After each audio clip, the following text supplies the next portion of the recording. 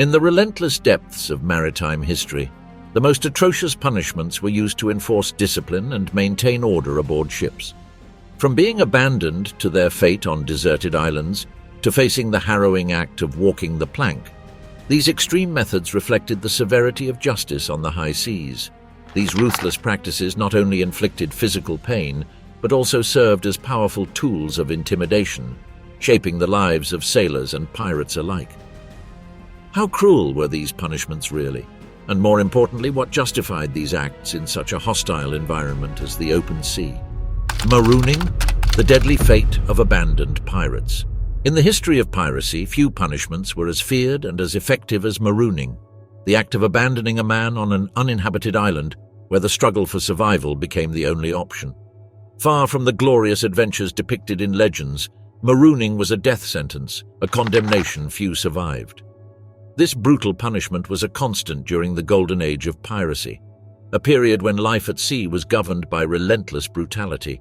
Marooning has its roots in practices far older than piracy itself. It dates back to the 16th century when European explorers began using remote islands to punish those who rebelled or disobeyed orders. The term originates from the Spanish cimarrón, originally used to describe runaway slaves in the Caribbean. Over time, marooning became a common tool for both colonial navies and pirates, who used it as a form of exemplary punishment. The oldest known case of marooning occurred in 1502 when Christopher Columbus abandoned a crew member, Francisco de Orás, on an uninhabited island during his fourth voyage to the New World. Over the centuries, this practice was adopted and refined, becoming one of the most feared punishments by those crossing the seas in search of loot and adventure. During the golden age of piracy, approximately between 1650 and 1730, marooning became a key tool for maintaining order within crews. While pirates are often portrayed in fiction as rebels with a cause, the reality aboard their ships was brutal. Respect for the rules was not optional. Any transgression, whether disobeying orders or attempting to escape, could end in abandonment on a solitary island. One of the most notorious pirates to employ this practice was Bartholomew Roberts, known as Black Bart. Roberts, who operated during the early 18th century, implemented a strict code for his crew, which specified marooning as punishment for those who attempted to flee or betray the company. In his famous code, it was stated that any man who dared to hide information or try to escape the ship would be abandoned on a deserted island with a bottle of gunpowder, a bottle of water, a small weapon, and a bullet. This type of sentence, far from being an opportunity for survival, was actually a death sentence. Marooning was not only a form of punishment, but also a means to instill fear within the crews. Those abandoned to their fate on lonely islands had little chance of survival. The lack of food and water, exposure to extreme weather, and mental solitude could make even the most resilient man succumb within days or weeks. Many of those abandoned had no choice but to attempt self-execution, using the pistols provided to end their suffering. However, there were a few cases of survival that have been immortalized in history. The most notable occurred in 1813, when Charles Barnard, a sailor who was marooned on the Falkland Islands, managed to survive for more than 2 years in complete solitude. Not only did he survive, but he also rescued other castaways who had been abandoned with him. This act of resistance in the face of adversity demonstrates human resilience, but it was undoubtedly an exception in an otherwise fatal landscape. Although the practice of marooning was officially abolished by the British Royal Navy in 1720, it did not disappear immediately. In fact, it continued to be used in some areas well into the 19th century. The last recorded instance of a pirate marooning occurred in 1822, when a Spanish captain named Bonito Du abandoned several of his men on a remote island in the Atlantic. This act was widely condemned, even among other pirates, marking the end of an era. The disappearance of marooning coincided with a shift in disciplinary tactics aboard ships. Navies and fleets began adopting more modern forms of punishment, such as imprisonment, while the concept of honor and loyalty within crews evolved. Despite its disappearance, the shadow of this punishment persisted in popular culture, immortalized in novels and films about pirates and life at sea. Under the Keel, The maritime hell of keel hauling. In the depths of the ocean, beyond the sight of any coast, there existed a terrifying legend, a sentence feared by both sailors and officers: keel hauling. This brutal punishment, whose name comes from the act of dragging a man beneath the hull of a ship, is remembered as one of the most merciless punishments used in the navies of the 17th century. However, its history and the way it was executed have been buried by time and the lack of clear testimony, giving it an air of mystery and horror. Although most people associate keel hauling with piracy, the reality is that this punishment originated in the powerful European navies, especially in the Dutch Navy. At a time when discipline aboard ships was crucial for survival on the high seas, extreme methods of control were the norm, and among them, keel hauling stood out for its level of cruelty. Keel hauling began to be implemented in the Dutch Navy during the 17th century, when the nation was at the height of its naval power. Sailors, often tough and rebellious men, lived under the constant threat of this punishment, which not only aimed to correct serious offences but also to instill fear in the crew. The keel of a ship, that vital part that kept it afloat, became an instrument of punishment, stripping away the humanity of anyone who passed under it. The practice consisted of tying a sailor and throwing him into the sea beneath the ship to be dragged from side to side beneath the hull. The procedure was not only painful due to the abrasive surfaces of the hull covered with barnacles, but it also risked the condemned person's life, as the strong pull of the water and the currents could be fatal. The exact details of the victims of keel hauling are scarce, but it is known that the chances of survival were minimal. The salty water, combined with the harsh surfaces of the hull, would tear apart the skin and muscles. Contemporary testimonies from those who witnessed the punishment speak of victims emerging from the water, if they emerged at all, with broken bones, internal bleeding, and unbearable pain. The risk of infection was also high, and the survivors suffered from gangrene, often dying days later. Despite its extreme brutality, the Dutch Navy used keel hauling as a tool to ensure that orders were followed without question. It was a method of control like no other, designed not only to punish offenders but to prevent rebellion or disobedience in a crew constantly under extreme tension. Although it began in the Netherlands, keel hauling was soon adopted by other naval powers of the time. The Russian Navy, under the rule of Peter the Great, implemented the punishment as part of its efforts to modernize its fleet and adopt Western methods. In the port of Von, in 1705, it is known that Peter witnessed the execution of several sailors who had committed thefts aboard, and he did not hesitate to applaud the effectiveness of keel hauling as a means to maintain order. However, despite its use in various navies, keel hauling was not something that was applied regularly in all naval forces. The British Navy, for example, although aware of the practice, preferred more conventional punishments such as flogging or hanging.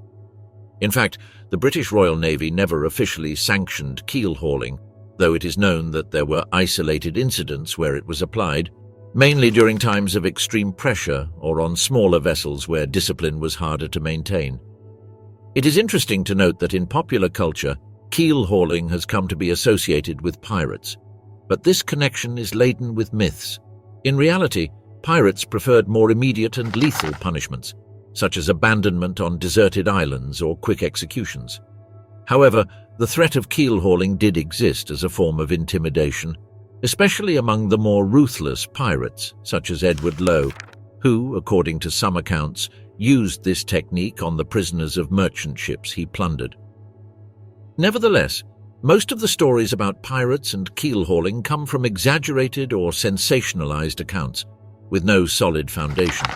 The famous pirate code of Bartholomew Roberts, dating from 1721, made no mention of this practice, focusing attention instead on more direct and less prolonged punishments. The image of the pirate as an executor of this punishment may be more a product of novels and films than of historical reality. As the 19th century progressed, the barbarity of keel hauling began to lose acceptance, especially under the influence of Enlightenment ideas. Criticism of the cruelty of brutal punishments increased, and many began to question whether it was truly worth maintaining such a dangerous and dehumanizing practice. The last documented case of keel hauling occurred in the Dutch Navy in 1853 aboard the frigate United States ship Fro. After a sailor named Johannes Franken survived the torment, the incident provoked such public outrage in the Netherlands that it became one of the factors contributing to the abolition of the practice in European navies. In Russia, Tsar Alexander II also banned keel hauling in 1864 as part of a series of reforms aimed at modernizing Russian society. Walking the plank, the most feared punishment of piracy. The act of walking the plank represents one of the most terrifying punishments associated with piracy. Popularized in modern culture through stories and films, this punishment involved forcing a prisoner or crew member to walk along a plank extended from the side of a ship to the water, where most faced death by drowning, shark attacks, or other marine dangers. However, the practice was much more than a simple execution. It was a method used by some of the most notorious pirates to instill terror and control within their crews. Although the phrase, walking the plank, was not formally recorded until the 19th century, accounts of its use exist much earlier. The Dutch sailor Jan Erasmus Reining documented in 1663 how the pirate François Lannes forced Spanish prisoners to walk the plank off the coast of Venezuela. This type of punishment became an act feared by both sailors and prisoners alike, as the punishment not only meant certain death, but also a psychological torture.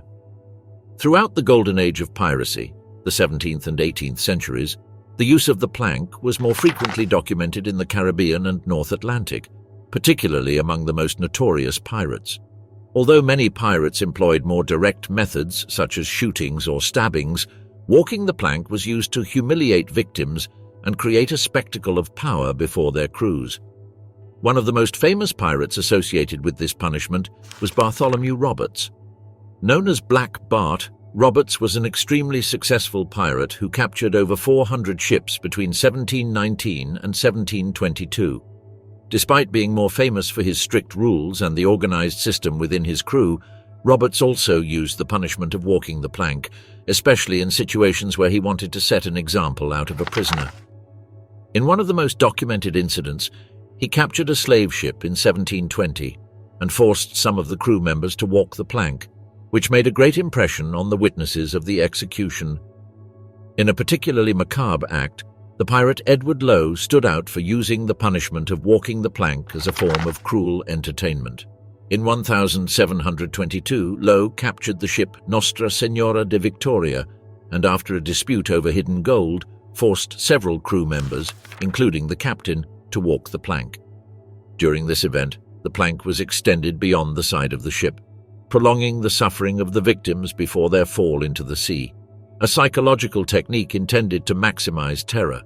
Lowe was known for his brutality, and these types of executions helped cement his reputation as one of the most feared pirates of the time. The use of the plank did not always result in an immediate execution. Often, pirates used the threat of this punishment to extract information or to impose their authority within the crew. Captain William Snellgrave recounted in his book A New Account of Some Parts of Guinea and the Slave Trade, 1734, how pirates threatened him with walking the plank if he did not reveal the location of hidden treasure, a tactic frequently used to obtain information without the need to actually carry out the punishment. This use of threat was also seen in pirates like Charles Vane, known for his cruel treatment of prisoners. Vane often used the punishment as a means to coerce his prisoners into surrendering valuable goods or information about other ships without necessarily carrying out the execution of the plank. Although the practice of walking the plank generally led to death, there were rare exceptions. In 1769, a mutinous crew aboard the British ship Betsy decided that the punishment for their cruel captain and officers would be to make them walk the plank. However, what made this event unusual was that the officers survived, clinging to floating debris until they were rescued by a passing ship. This case highlights how, in extreme situations, survival could depend on factors beyond human control, such as sea currents or the possibility of finding floating objects.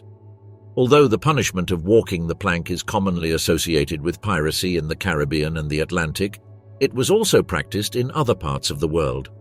Qing Shi, one of the most feared pirates of 19th century China, also known as Qing Shi, used this method on rival prisoners and disobedient crew members within her vast fleet, which at its peak numbered up to 40,000 pirates.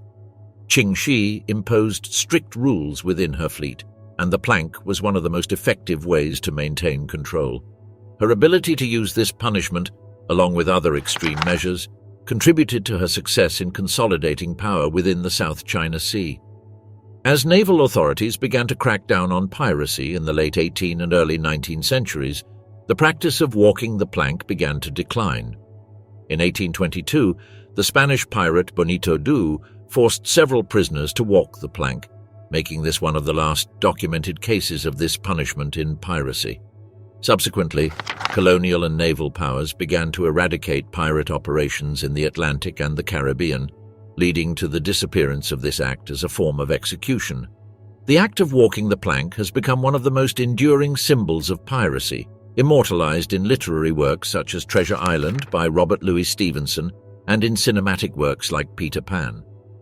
These stories, though often with a more playful or allegorical focus, keep alive the image of the plank as a key element of pirate identity. Although the punishment of walking the plank eventually faded over time, its influence endures as a reminder of the extreme practices used by pirates to rule through fear and secure absolute control over their crews and enemies. The cat-o'-nine-tails, the brutal reality of naval punishment. In the depths of the oceans, where life aboard ships was a constant test of endurance, the cat-o'-nine-tails became one of the most feared punishments among sailors.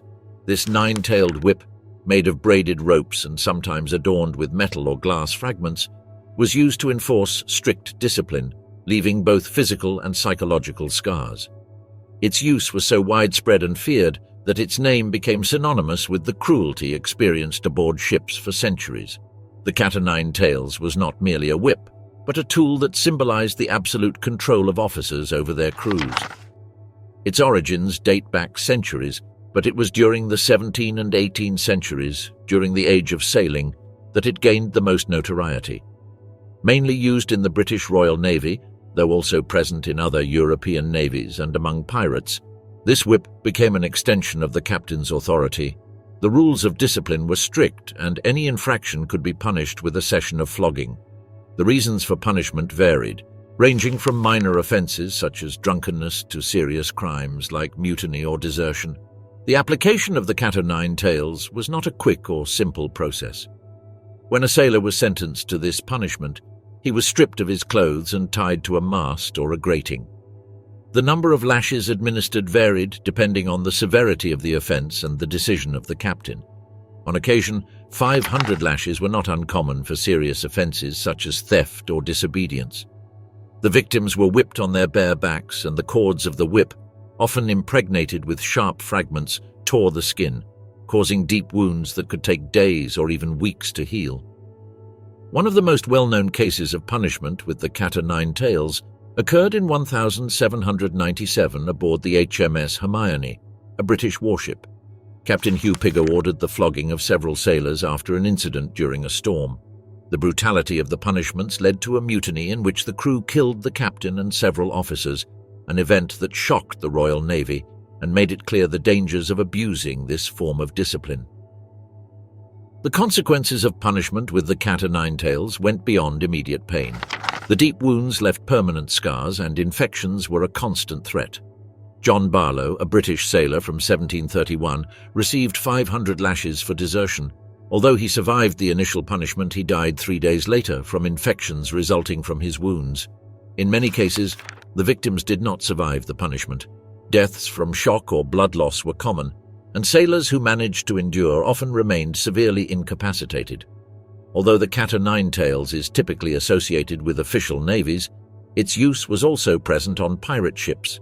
In their codes of discipline, pirates like Bartholomew Roberts imposed severe punishments, including flogging. Roberts specified that any crew member who attacked another had to receive 40 lashes. However, physical violence was not always the only tool of control. Pirates like Edward Lowe were known for their sadism, and it is said that he once flogged a captured captain with a cat-o'-nine-tails dipped in pickle brine, a cruel addition to the suffering already inflicted by the whip. Punishment with the cat-o'-nine-tails not only served to correct the behavior of sailors, but also had a profound psychological impact. The presence of the whip, always within the reach of officers, kept the crew in a constant state of fear. Before each flogging session, the crew would be gathered to witness the punishment, an act known as seeing the cat. This was not only a reminder of authority, but also a way to maintain cohesion through fear. The sailors knew that at any moment they could be the next ones called to receive their lesson. This atmosphere of intimidation and distrust affected the relationships among crew members, creating a constant cycle of fear and submission. As the 19th century progressed, criticisms of the use of the cat-o'-nine-tails began to grow. Charles Dickens, in his novel David Copperfield, strongly criticized this practice, describing it as an unnecessary and cruel act.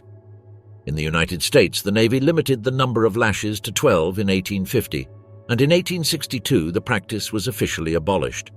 The British Royal Navy followed a similar path in 1879, though it retained flogging for mutiny until 1881. Naval culture began to change, and the use of flogging as a tool of control faded as ideas about discipline and punishment evolved. However, the legacy of the cat-o'-nine-tails persists as a grim reminder of an era when the absolute power of officers was maintained through physical terror. Locked in infamy, the macabre spectacle of pirate jiting. The sea, stage of the greatest adventures and crimes, was also witness to a horrifying spectacle meant to sear into the collective memory the brutality of pirate life. Jiting, or hanging in chains, was one of the most terrifying punishments in piracy, a method of execution that transcended the limits of death to become a public act of humiliation and warning. The practice involved hanging the body of an executed pirate in an iron cage, where their remains, exposed to the elements and decomposition, served as a macabre monument to the fate that awaited those who rebelled against authority on the sea. Jiting reached its peak during the 17th and 18th centuries, becoming a powerful tool for naval officers and local authorities. It was not just an execution, but a public spectacle, designed to instill terror and deter other potential maritime criminals. After being hanged, the bodies of the pirates were meticulously placed in iron cages or structures known as gibbets. These metal baskets, mostly custom-made, ensured that the bodies, even when in an advanced state of decomposition, remained visible to all. Historian and piracy expert Marcus Radica described jiting as a state theatre of death, a perpetual reminder of the power of authority that was meant to be seen by all the crowds passing through ports and busy crossings. The decaying bodies, gently swaying in their cages, became symbols of human decay and despair. One of the most famous cases of jiting in pirate history was that of William Kidd, also known as Captain Kidd, who was captured in 1701 after a failed career as a privateer. After his trial in London, Kidd was executed at Wapping Dock, and his corpse was hung in a gibbet at Tilbury Point, where it remained suspended for 3 years.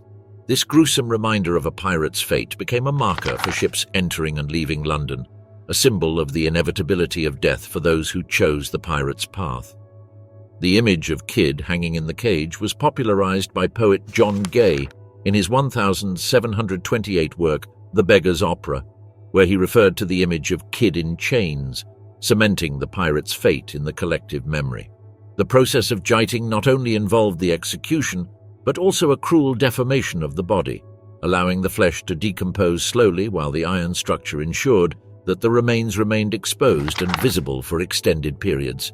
Some gibbets were designed to keep the victim's skull in place, even as the body disintegrated, providing an even more grotesque and terrifying image. The case of James Field, a smuggler executed in Kent, England in 1752, is one of the most unique. His body was placed in a gibbet so perfectly designed that the remains stayed almost intact for over 2 decades, gaining local notoriety as Field's Iron Petticoat. The durability of gibbeted bodies varied depending on the design of the gibbet and the weather conditions. In some cases, the bodies could hang for years or even decades, serving as a constant reminder of the price of rebellion. One of the most notable cases was that of George Wood, a pirate executed in 1765, whose body remained in its iron cage in Halifax, Nova Scotia, for over 20 years. It was said that during storms the echoes of his chains would resonate from afar, like a terrifying omen of the punishment awaiting unfortunate pirates. Similarly, the corpse of John Breads, a murderer executed in 1742, hung in his gibbet in Rye, England, for 50 years. His longevity led to the famous expression "lastarás tanto como Breads," referring to something that endures over time. The purpose of jiting was clear: to destroy the criminal's spirit and deter others from following the same path. However, it often had the opposite effect. The spectacle of jiting not only attracted crowds of curious onlookers, but in some cases it provoked sympathy for the condemned. The execution and public exposure of pirates in their cages led to a somber reflection on human mortality. When pirate Charles Vane was gibbeted in Port Royal, Jamaica, in 1721, witnesses reported that after the initial fascination, the crowd began to feel uncomfortable and reflective upon seeing the state of the pirate's remains, observing the fragility of human life. Despite the inherent brutality of jiting, this type of punishment remained in popular culture as a perpetual reminder of the fate that awaited those who defied the law. Even William Jobling, executed in 1786 for murder, attracted such a crowd that authorities feared a riot. It was reported that Jobling's wife visited the cage every night, which only amplified the public's unease about the macabre spectacle. As the 19th century progressed, public opinion began to turn against jiting. The brutality of this practice, the sight of the decomposing body suspended in a cage, began to seem increasingly barbaric. In 1834, England officially abolished jiting with the passing of the Hanging in Chains Act, marking the end of an era in which hung corpses served as a spectacle to deter crime. The last known case of jiting in England was that of James Cook, a murderer executed in Leicester in 1832, whose body was exposed in a gibbet. The public's revulsion at this macabre spectacle led to the definitive disappearance of the practice, and the last large crowd attending such events expressed horror at the cruelty of the custom. Poet William Wordsworth, upon learning of the event, commented that jiting was a repugnant practice that only served to brutalize the human mind. Although jiting was eventually abolished, the memory of this macabre form of execution endures in literature and folklore. In Treasure Island by Robert Louis Stevenson, the gibbeted pirate is an iconic image that still resonates in popular culture. Stevenson's work not only captured the figure of pirates, but also that of their bodies hanging in cages, decomposing while the sea breeze and birds flitted around them. Pirate punishments, though inhumane and extreme, were an essential part of a control system that reflected the harsh conditions and values of the time. Despite their brutality, these punishments illustrate how, in contexts of anarchy and constant danger, pirate leaders sought to maintain order through fear. Although today these methods may seem cruel and unjustified, they were seen as necessary for survival in such a hostile environment as the sea, where a single failure in discipline could endanger the entire crew. The evolution of maritime laws and reforms in discipline have left these practices behind, but the history of pirate punishments remains a reminder of the complexities of power and morality in times of war and chaos.